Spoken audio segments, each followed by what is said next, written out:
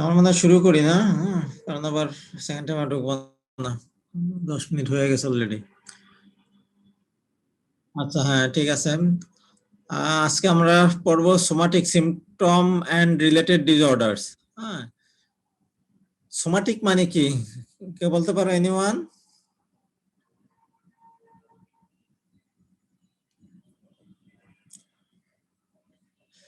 Soma means body, somatic মানে body related. তার মানে somatic symptom and related disorders এটা একটা গ্রুপ অফ ডিসঅর্ডারস। হ্যাঁ, এখানে অনেকগুলি ডিসঅর্ডার আছে, তার ভিতরে মোস্ট কমন হলো 4টা। তাহলে somatic symptom disorder, illness anxiety disorder, conversion disorder, এটা আরেকটা নাম এখন বলা হয় ফাংশনাল নিউরোলজিক্যাল সিমটম ডিসঅর্ডার, আরেকটা হলো ফ্যাকটিসিয়াস ডিসঅর্ডার। তাহলে সোমাটিক সিমটম অ্যান্ড রিলেটেড ডিসঅর্ডারের ভিতরে আমরা এই 4টা শিখবো। তো 4টার ভিতরে সবচেয়ে গুরুত্বপূর্ণ হলো কনভার্সন ডিসঅর্ডার, ওইটাই পরীক্ষায় বেশি আসে, আমরা সেটা নিয়ে ডিটেলস আলাপ করব। তাহলে এখন আমরা যদি classify somatic symptom and related disorders অথবা what are the types of somatic symptom and related disorders, তাহলে এই 4টা ডিসঅর্ডারের নাম লিখতে হবে। এক নম্বর হলো somatic symptom disorder, illness anxiety disorder, conversion disorder and factitious disorder. Somatic symptom disorder এটা তার শারীরিক বিভিন্ন লক্ষণ, যেমন বলবে ব্যথা ব্যথা, শরীর ব্যথা, পা ব্যথা, বিভিন্ন সোমাটিক সিমটম বলবে, কিন্তু তার ওই ব্যথার কোনো আসলে অর্গানিক বেসিস নাই, তার নির্দিষ্ট কোনো কারণ নাই। এই জন্য এটাকে বলা হয়েছে সোমাটিক সিমটম ডিসঅর্ডার। তার মানসিক যে চাপ, psychological stress is converted to physical symptom or somatic symptom. এটা হলো somatic symptom disorder. Illness anxiety disorder, তার সারাক্ষণ সে ইলনেস, মানে মনে হবে যে তার জটিল কোন একটা রোগ হয়ে গেছে, তার রোগ আসলে হয় নাই, সে মনে করবে তার একটা জটিল রোগ হয়ে গেছে। এটা হলো ইলনেস অ্যাংজাইটি ডিসঅর্ডার।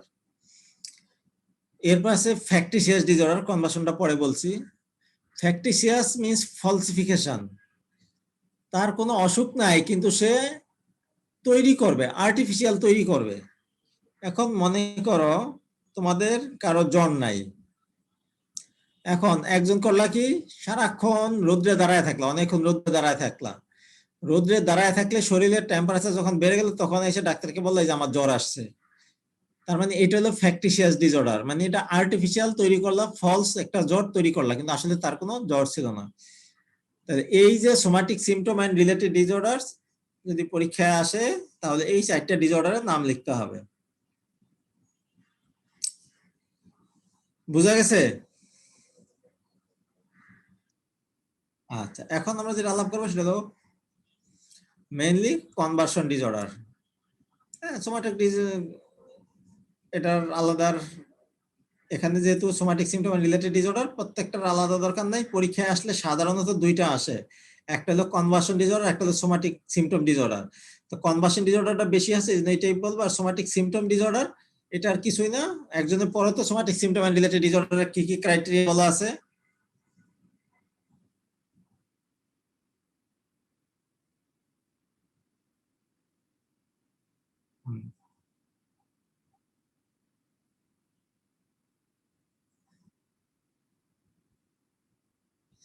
তার মানে এই যে যদি পরীক্ষায় আসে classify somatic symptom and related disorder, তারপরে যে কোনো একটা আসতে পারে, একটার ভিতরে ইম্পর্টেন্ট সোমাটিক সিমটম ডিসঅর্ডার অথবা কনভার্সন ডিসঅর্ডার, এই দুইটাই বেশি আসে। তাহলে যদি সোমাটিক সিমটম ডিসঅর্ডার আসে তাহলে এই ক্রাইটেরিয়াগুলি লিখতে হবে, অথবা একজন রোগী এসে বলো তার মাথা ব্যথা, শরীর ব্যথা, অনেকদিন যাবত কোনো কাম কাজ করতে পারে না, তার দৈনন্দিন যে প্রোডাক্টিভিটি সেটা তার কমে গেছে, এবং সেটা অনেক দিন যাবত, এবং তার একটা মানসিক চাপ আছে, তাহলে এইভাবে রোগীটা প্রেজেন্ট করতে পারে। অথবা ক্রাইটেরিয়া যদি পরীক্ষা চাওয়া হয় তাহলে এটা, তাহলে সেই ক্ষেত্রে এটার ম্যানেজমেন্ট দুইটার প্রায় সেম, প্রায় কি ম্যানেজমেন্ট সেম, এই জন্য আমরা ম্যানেজমেন্ট একসাথে বলবো। তাহলে সোমাটিক সিমটমটা শুধু আমরা বলে নিলাম। নেক্সট যেটা ইম্পর্টেন্ট, সেটা সবচেয়ে বেশি কাজে লাগবে, সেটা কি কনভার্সন ডিসঅর্ডার। এটার আরেকটা নাম ফাংশনাল নিউরোলজিক্যাল সিমটম ডিসঅর্ডার। হ্যাঁ, এটা একটু পরে একজনে।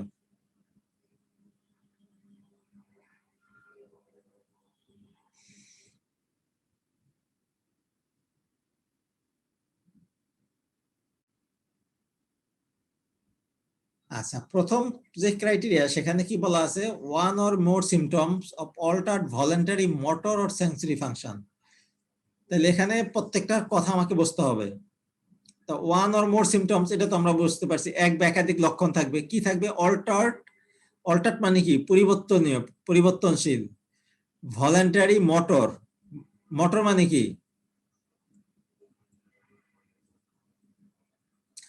ভলান্টারি মোটর ফাংশনটা কি জিনিস আগে সেটা বুঝতে হবে। ভলান্টারি মোটর কি জিনিস?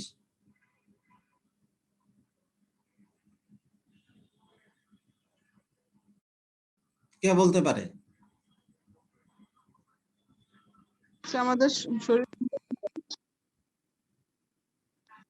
এই যে আমি হাত নাড়াচ্ছি, আমি হাঁটতেছি, চলতেছি, ফিরতেছি, কথা বলতেছি, খাচ্ছি, তাহলে এগুলি কি আমার ইচ্ছা? আমি যদি ইচ্ছা করলে হাত নাড়ানো রাখতে পারি, বন্ধ করতে পারি, হাঁটা, তার মানে এটা একটা ভলান্টারি মোটর ফাংশন। বুঝা গেছে? তাহলে এটার ভলান্টারি মোটর ফাংশন থাকবে অথবা সেন্সরি ফাংশন থাকবে এক বা একাধিক। তাহলে প্রথম ক্রাইটেরিয়া হলো one or more symptoms of altered voluntary motor or sensory function. Incompatibility মানে কি?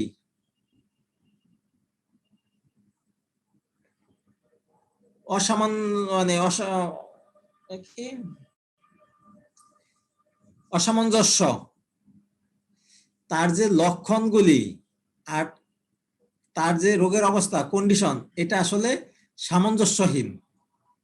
এটা হলো ইনকম্প্যাটিবিলিটি। তার মানে এই দুইটা ক্রাইটেরিয়া যদি থাকে তাহলে সেটাকে আমরা বলবো কনভার্সন ডিসঅর্ডার।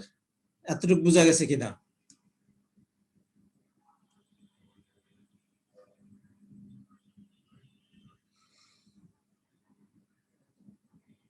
বুঝা গেছে? Conversion disorder, one or more symptoms of altered voluntary motor or sensory function, আর incompatibility between the symptom and recognised conditions.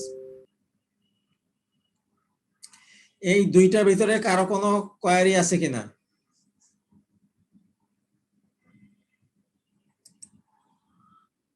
আচ্ছা, এখন এই ভলান্টারি মোটর এবং সেন্সরি, এটা আসলে প্রেজেন্টেশনটা আরো অনেকভাবে হইতে পারে। একটা তাহলে প্রেজেন্টেশন মোটর হইতে পারে, আমরা যেটা বললাম। আর একটা কি বললাম? সেন্সরি। সেন্সরি প্রেজেন্টেশন কি হইতে পারে?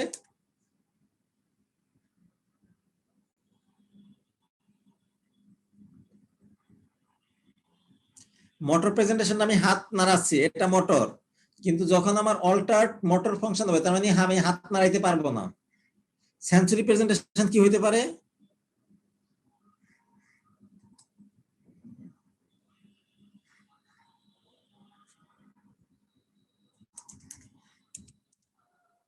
কেউ জানো না?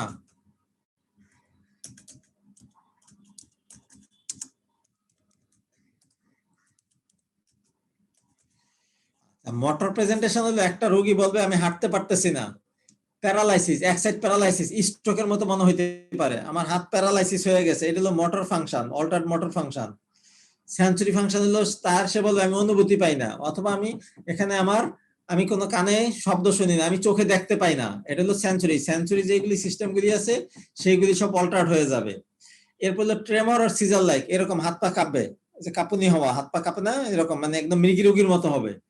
আর একটা হলো মিক্সড। মিক্সড মানে এই প্রত্যেকটা জিনিস এক বা একাধিক মিক্সড আকারে আসতে পারে। দেখা গেল সে হাঁটতেও পারতেছে না, সে বলবে আমি হাতে পায়ে অনুভূতিও পাই না, হাঁটতেও পারি না, কিন্তু আমার আবার হাত পা কাঁপে, আর একটা হাত কাঁপে। হ্যাঁ, এটা হলো মিক্সড। তাহলে কনভার্সন ডিসঅর্ডারের প্রেজেন্টেশন এই বিভিন্ন ভাবে হইতে পারে। একটা হলো মোটর, একটা হলো সেন্সরি, একটা হলো ট্রেমর বা সিজার লাইক, একটা হলো মিক্সড। বুঝা গেছে?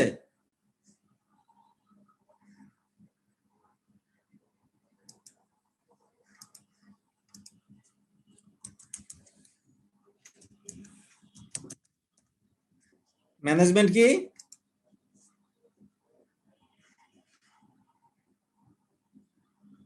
হ্যাঁ,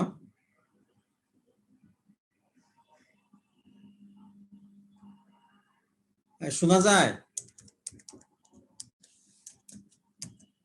জি স্যার। হ্যাঁ, কেউ না বলতে বুঝতে না, হ্যাং হয়ে গেল কিনা। তাহলে ম্যানেজমেন্ট কি কি আছে? জি স্যার শোনা যায়। ম্যানেজমেন্ট সেম, বায়োলজিক্যাল, সাইকোলজিক্যাল, আর একটা সোশ্যাল। সোশ্যাল। হ্যাঁ, তো এখানে বায়োলজিক্যালটা গুরুত্ব কম, এই জন্য এটা আমরা পরে দিব। হ্যাঁ, আমাদের ফরম্যাটটা ঠিক থাকবে বায়োলজিক্যাল, সাইকোলজিক্যাল, সোশ্যাল, কিন্তু কনভার্সন ডিসঅর্ডারে বায়োলজিক্যাল ফাংশনটা, বায়োলজিক্যাল ম্যানেজমেন্টটা গুরুত্ব কম বা কম দরকার। সাইকোলজিক্যালের ভিতরে আমরা কি দিব? কাউন্সিলিং, সাইকোথেরাপি, সেই আগের মতোই। সোশ্যাল রিহ্যাবিলিটেশন, বায়োলজিক্যাল এখানে আমরা কি দিব? ড্রাগ দিতে পারি।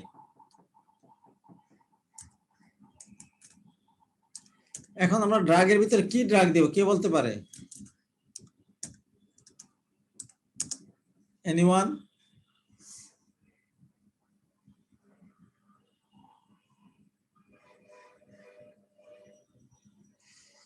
এদের অ্যাসোসিয়েটেড অ্যাংজাইটি থাকে, ওই যে অ্যাংজাইটি এর জন্য আগে পড়া নিলাম, অ্যাংজাইটি তাহলে অ্যান্টি অ্যাংজাইটি দিতে পারি, আমরা অ্যান্টি অ্যাংজাইটি ড্রাগ দিতে পারি যদি সাথে anti convulsant.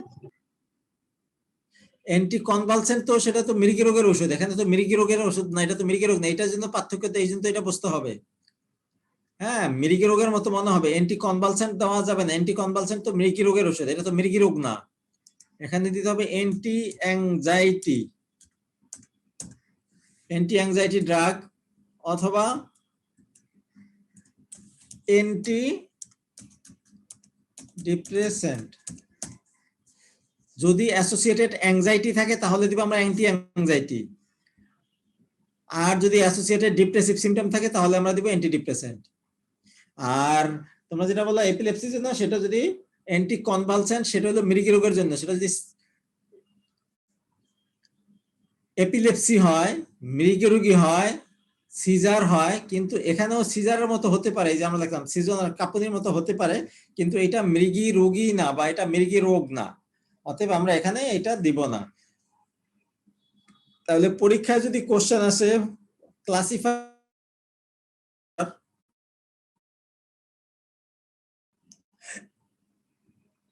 What is conversion disorder, presentation of conversion disorder, management of conversion disorder, either এইভাবে আসতে পারে অথবা ওই যে তার ওই যে সিমটম অনুযায়ী যেভাবে আমি দেখাইছি সেভাবে আসতে পারে। হয়তো বলা থাকলো একটা লোক হাত নাড়াইতে পারে না, তার হাত পা কাঁপে, কথা বললে হাত পা কাঁপে, তার হাত পা নাড়াইতে পারে না, হ্যাঁ, কানে শোনে না, চোখে দেখে না, কিন্তু তার সমস্ত পরীক্ষা নিরীক্ষার পরে দেখা গেছে তার অর্গানিক কিছু নাই, তার সিটি স্ক্যান এমআরআই সবকিছু রিপোর্ট নরমাল, অতএব তার ডায়াগনোসিস কি হওয়া উচিত? Conversion disorder. তো কনভার্সন ডিসঅর্ডার হইলে আমার ম্যানেজমেন্ট কি?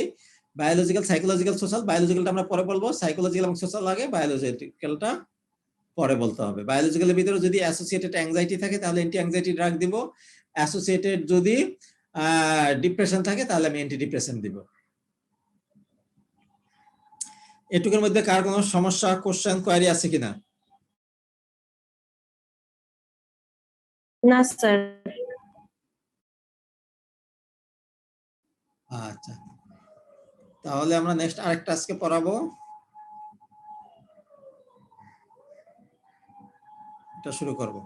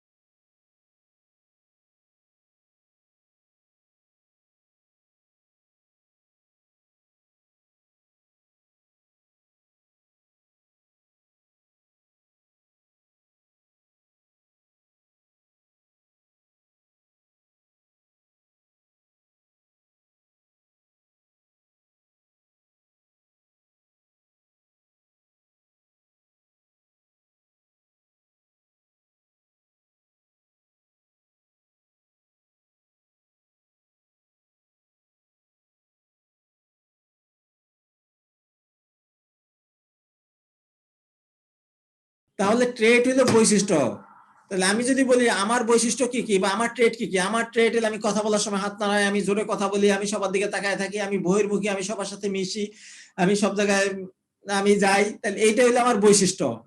তার মানে আমার ট্রেড হলো এতগুলি, অনেকগুলি, হাজার হাজার ট্রেড থাকতে পারে, শত শত ট্রেড থাকতে পারে। সেই ট্রেডটা ভালো হইতে পারে, খারাপ হইতে পারে, এটা আমার একটা বৈশিষ্ট্য। আমি খুব খুঁতখুঁতে স্বভাব, আমি একটা জিনিস একদম খুঁতখুঁতে স্বভাবের, এটা আমার একটা বৈশিষ্ট্য। তাহলে বুঝা গেছে ট্রেড কি জিনিস? জি sir. Individual characteristics of a person, এবং এই বৈশিষ্ট্যগুলি সাধারণত তার জন্মগত মানে বংশগত ইনহেরিটেন্স, জেনেটিক্যালি ডিটারমাইন্ড থাকে সাধারণত।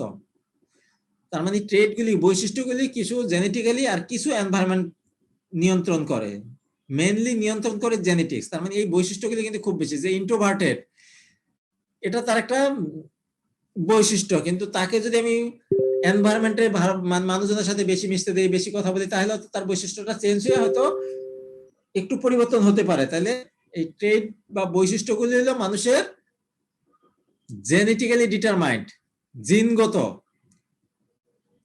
তাহলে ট্রেড আমি বুঝলাম। এরপর বলো আরেকটা শব্দ আছে পার্সোনালিটি। পার্সোনালিটি মানে কি?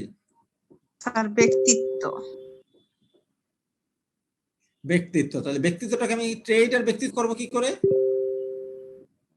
তোমার ব্যক্তিত্বটা কি বলো, তোমারটা বলো, তাহলে বুঝতে পারবা।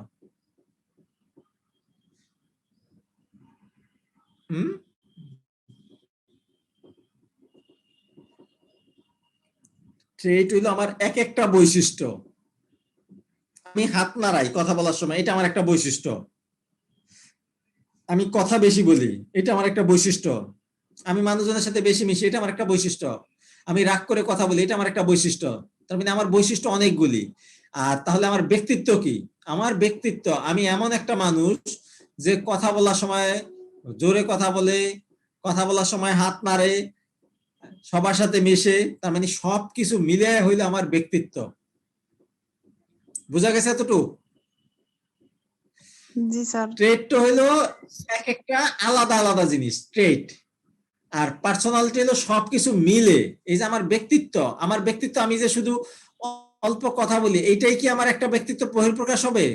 আমি অল্প কথা বলি, আমি কারো সাথে মিশি না, আমি কম খাই, আমি বেশি খাই, আমি হেসে কথা বলি, আমি সবাইকে হেল্প করি, এক একটা হইলো আমার বৈশিষ্ট্য, আর সবকিছু মিলে হইলো আমার ব্যক্তিত্ব, পার্সোনালিটি। বুঝা গেছে এতটুকু? হ্যাঁ, জি স্যার। বুঝা গেছে কিনা? আগে বলছি সবার নয়েজ মাইক্রোফোন আগে টেস্ট করতে হবে ক্লাসের আগে। হ্যাঁ, কারটা থেকে সবারটা থেকে তো নয়েজ আসতেছে না, কারো কারোটা থেকে নয়েজ আসতেছে। আর মাইক্রোফোন অন কথা বলতে হবে, একদম ব্লাইন্ডলি ক্লাস নেওয়া তো যায় না। তাহলে ট্রেড হলো আমার এক একটা বৈশিষ্ট্য। আচ্ছা, আমি আর বেশি যাবো না। এরপর হলো টাইপ অফ পার্সোনালিটি। পার্সোনালিটি কয় ধরনের আছে কে বলতে পারে? এটা বিভিন্ন ভাবে ভাগ করা যায়। একজন তো বললো ইন্ট্রোভার্টেড। ইন্ট্রোভার্টেড, এটার সাথে আছে কি এক্সট্রোভার্টেড। এক্সট্রোভার্ট।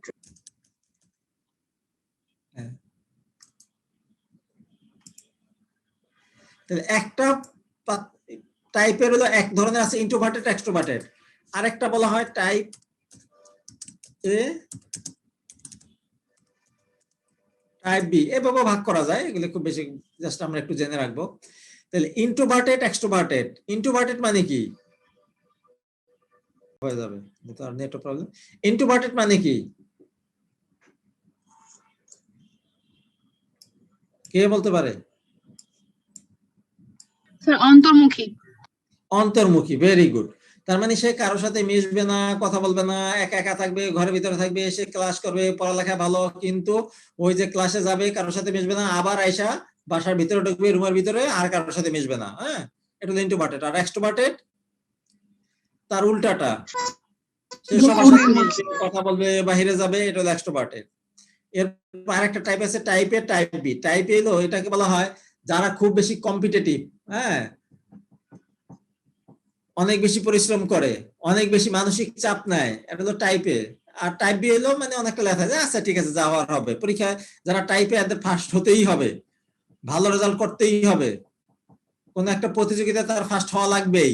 তার মানে এরা হলো টাইপ এ পার্সোনালিটি। আর টাইপ বি, আচ্ছা খেলা দেওয়ার জন্য দিলাম, পরীক্ষা দিতে হবে দিলাম, পাস ফেল একটা অত জরুরি না, পাস করলেই হলো, ফার্স্ট হওয়ার দরকার নাই। এরা হলো টাইপ বি। তো এইভাবে আমরা পার্সোনালিটি টাইপ করতে পারি। তাহলে type A and type B. আরো অনেক ধরনের আছে।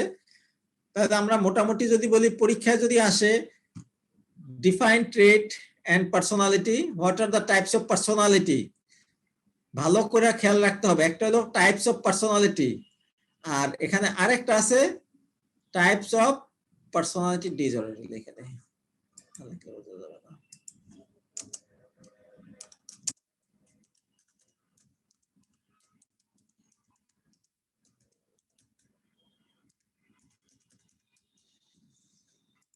তাহলে আগে আমাকে টাইপ অফ পার্সোনালিটি, তাহলে পার্সোনালিটি এইটা হলো আমার নরমাল, ইন্ট্রোভার্টেড এক্সট্রোভার্টেড হতেই পারে, কিন্তু তার কোনো ডিসঅর্ডার হয় নাই এখনো। আমি পরে আসতেছি ডিসঅর্ডারটা যখন বলবো। আর টাইপে টাইপ বি। তাহলে আমাকে জানতে হবে ট্রেট কি জিনিস, পার্সোনালিটি কি জিনিস। এরপর আমি আরেকটা শব্দ জানবো, সেটা হলো পার্সোনালিটি ডিসঅর্ডার। কখন আমি ডিসঅর্ডার বলবো, এখন এতটুকু বলো। তাহলে আমি ট্রেট শিখলাম, পার্সোনালিটি শিখলাম, পার্সোনালিটি ডিসঅর্ডার কি জিনিস, কে বলতে পারে? তার বৈশিষ্ট্যগুলো যখন অস্বাভাবিক কমে যায় বা বেড়ে যায়, যেমন একেবারেই কম কথা বলে বা সবসময়ই বেশি কথা বলতে থাকে অপ্রয়োজনীয় ভাবে, তখন তার মানে পার্সোনালিটি ডিসঅর্ডারটা হবে ওইটা যখন ওই যে তার পার্সোনালিটি, যে ট্রেট গুলি ছিল, যে বৈশিষ্ট্যগুলি ছিল, অথবা তার ব্যক্তিত্ব যেগুলি ছিল, সেগুলি এতই বেশি মাত্রায়, যেটার জন্য তার নিজের কষ্ট, অন্যের কষ্ট, অথবা তার ফাংশনাল ইম্পারমেন্ট হয়ে যাচ্ছে। বুঝা গেছে? এখন আমি হাত নাড়াই কথা বলার জন্য, এটা একটা স্বাভাবিক। কিন্তু যদি আমি প্রচন্ড জোরে হাত নাড়াই, কারো গায়ে আঘাত লাগে, সেটা হয়ে যাবে ডিসঅর্ডার, যেটা যদি আমি রেগুলার করতে থাকি। অথবা আমি ক্লাস নেওয়ার জন্য কথা বলা দরকার, আমি কথা বললাম না, সারা ক্লাসে আমি চুপ করে থাকলাম, তার মানে সেটা হয়ে যাবে ডিসঅর্ডারের দিকে। আমি এতই ইন্ট্রোভার্টেড যে আমি কথাই বলি না, কারোর সাথে মিশি না। তাহলে অ্যাবনরমালিটি যেটা, সেটা হলো পার্সোনালিটি ডিসঅর্ডার, আর যেটা নরমাল সেটা হলো পার্সোনালিটি। এখন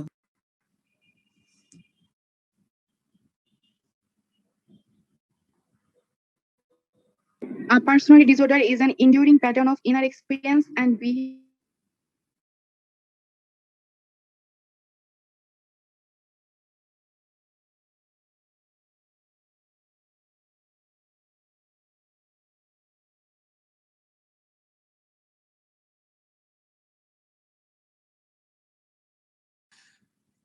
মানে বৈশিষ্ট্য বা এক্সপেরিয়েন্স এটা হবে, বা তার আচার আচরণ হবে, এটা ভিতরের একটা আচার আচরণ, that deviates markedly from expectation of the individual culture, যেটা তার সমাজ, তার ধর্ম, হ্যাঁ,